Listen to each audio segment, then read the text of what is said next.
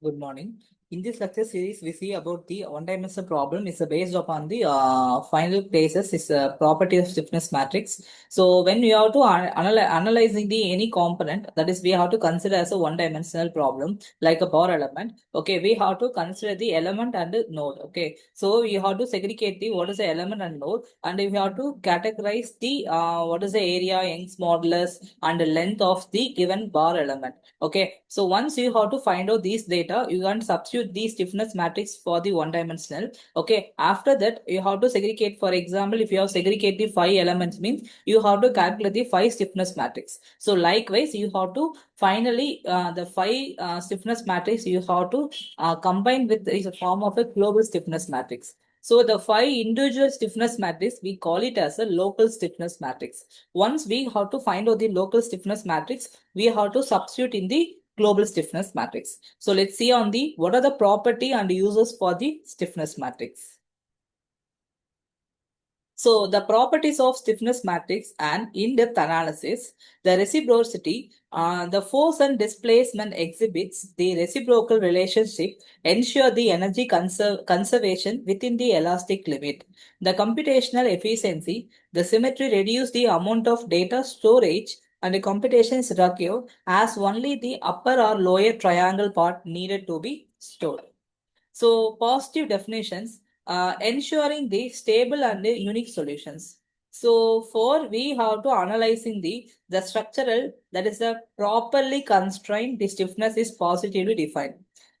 This property is a ensure that the structure is a stable and that they are unique relationship between the applied force and the displacement resulting of the displacements.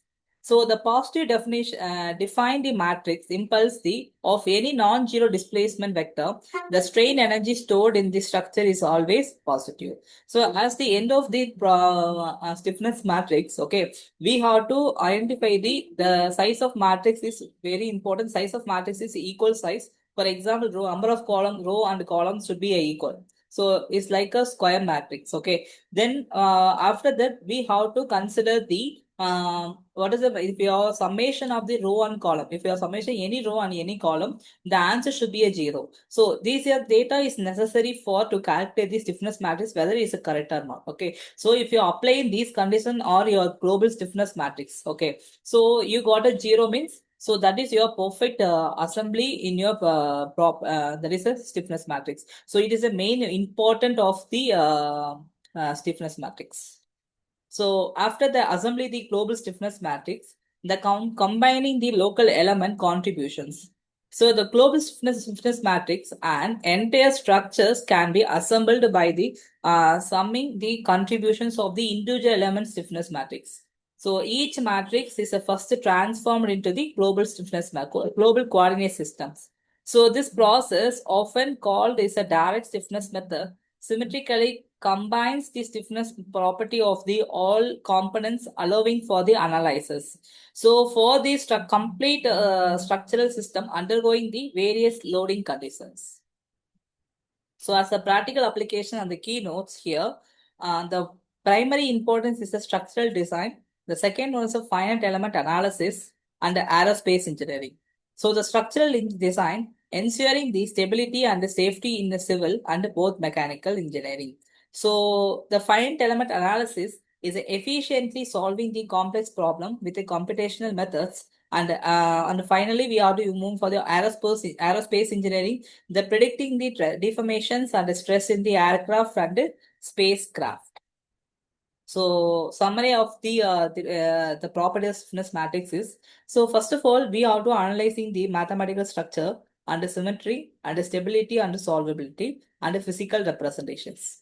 So as the mathematical structure, the square matrix and is the total degree of freedom, the sparse and many zeros enters.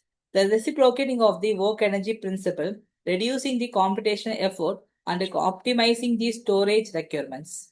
So the physical represents as the material property, geometry, connectivity, constant for the linear elastic problem. So once we have to assemble there is a stiffness matrix under the properties of this case. Okay, so you have to move in the assembly of the in the general matrix. So what is the general matrix here is the F is equal to K into U. So now we can substitute the instead of K, you have to assemble the global stiffness matrix. After applying the boundary condition, you have to find out the unknown displacement of the each node point. Thank you.